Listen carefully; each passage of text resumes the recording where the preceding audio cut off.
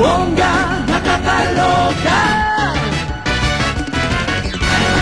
Would you marry me?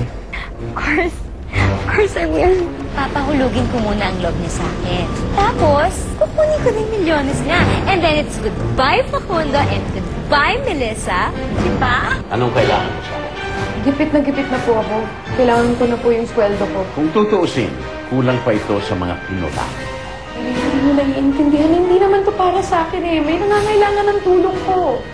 You know, Lola, you may leave now. Maglaho ka na parang bula para huwag na kitang makita kahit kailan.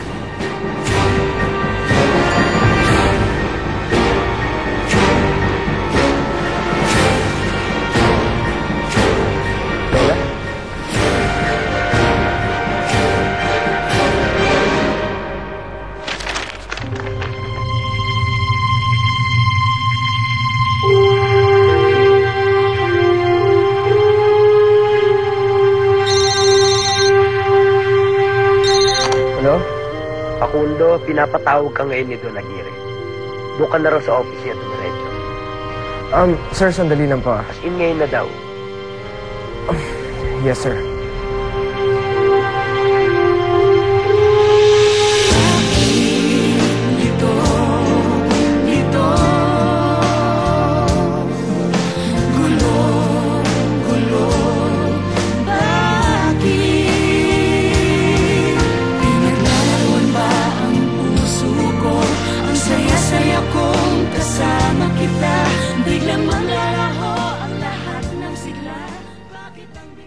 Ang takaw mo palang kuneo ka.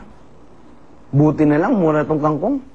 Akala mo ba natutuwa ako na puro kangkong at carrots lang ang pinapakain mo sa akin? Pa-burger ka naman! Siguro nag-aalala na siya sa solidad. Halika, sorry na kita sa kanya. Oh, dana na. Ay, Ma'am Tony. Nakita niyo po ba si Soledad? 2 araw nang di pumapasok, baka tanggal na rin sa trabaho. Thank you. Mommy, pinatawag niyo daw po ako. Yes, sit down. According to our latest sales report, mahina pa rin ang benta ng brandy natin. Actually, mas bumaba pa nga ang mga orders eh. Malaki talaga naging epekto ng negative publicity sa atin. Naisip ko na kumuha ng bagong advertising agency to handle our commercial.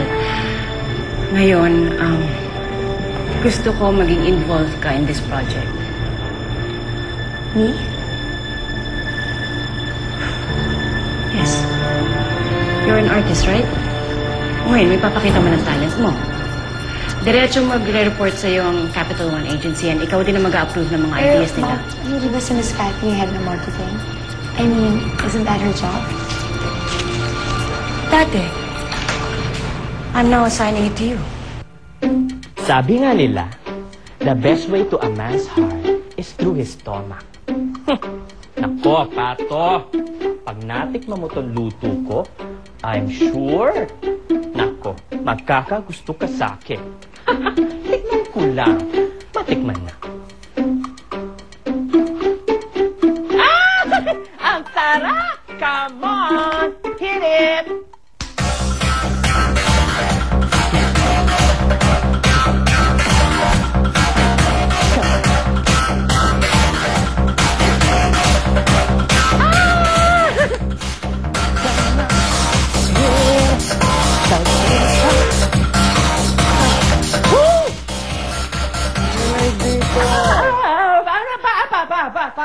Pato!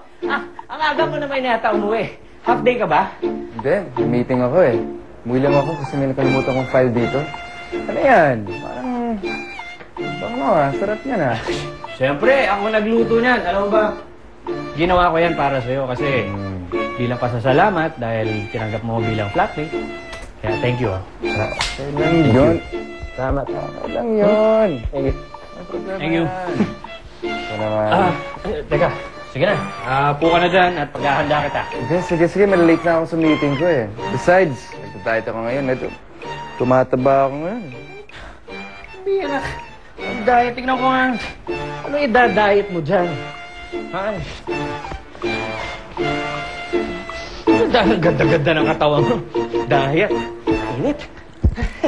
Init, no? Oo nga. Sige na, kahit konti lang. Tikman mo lang. Tapos titikman kita. Tikman mo yung... Talking about Gary?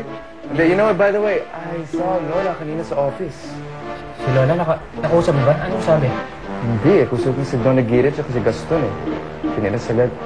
Kakaawa na. Ano ba? Anyway, malilate na ako. Excuse me lang ah. Sige, ingat ha. Lola, may best friend. Nasa ka na ba? Ano ba nangyari sa'yo? Hindi ko kahit pwede basta-basta pumasok. Itatanong ko muna. Kailangan ko siya makausap.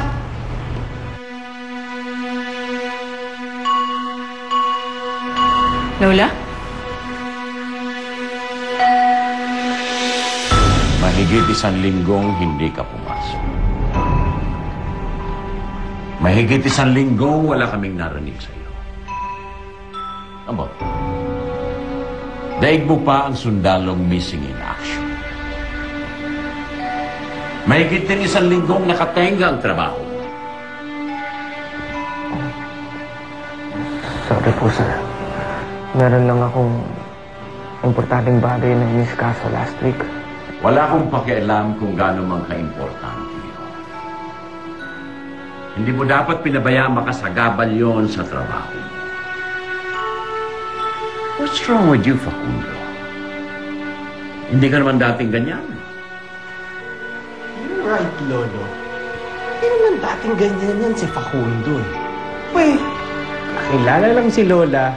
Ayan, nagka-leche-leche na ang trabaho. Dahil sa kaiyang sinapit niya muli kay Don Aguirre, parang torong umuusok sa galit si Lola. At dahil din sa pangyayaring ito, kung kaya nagdesisyon na siya. Hindi na ako magpapaligoy-ligoy pa. Hindi ba gusto mo akong kunin para magtrabaho dito sa kumpanya mo? Oo. Pero tinanggihan mo na ako, hindi ba?